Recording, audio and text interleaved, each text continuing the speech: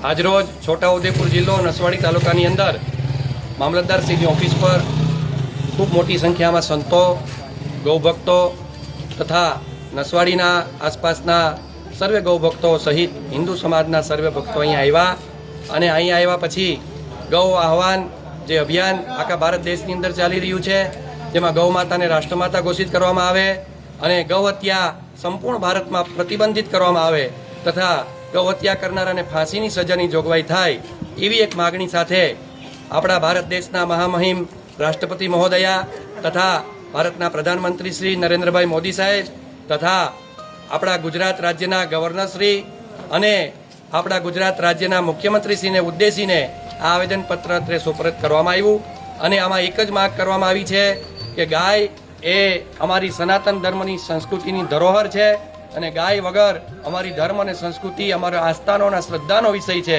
તો અમારા આસ્થાના અને શ્રદ્ધાના વિષય ઉપર આજે દેશની અંદર વાઘનું અભયારણ્ય મળે, સિંહનું અભયારણ્ય મળે, તમે કચ્છમાં જાઓ તો ગધેડાનું પણ અભયારણ્ય મળે, પણ ગૌ માતાનું અભયારણ્ય નથી. એના માટે ગાય અત્યારે પ્લાસ્ટિક ખાવા માટે મજબૂર છે અને રોડ પર રસ્તે રજળતી ભજળતી મળી રહી છે. તો આ ખૂબ દુઃખની વાત છે. અમદાવાદની અંદર મહાનગરપાલિકાની અંદર એવો નિયમ કાઢ્યો છે કે કૂતરા રાખવાનું લાયસન્સ નથી, પણ ગાય રાખવાનું લાયસન્સ આ સરકારે બહાર પાડ્યું છે.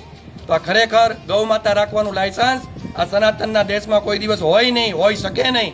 આવા પોતાના મન માયના નિયમો કરી અને અમારા દેશની જે સંસ્કૃતિ છે એને નષ્ટભ્રષ્ટ કરવાનું કામ આ સરકાર કરી રહી છે.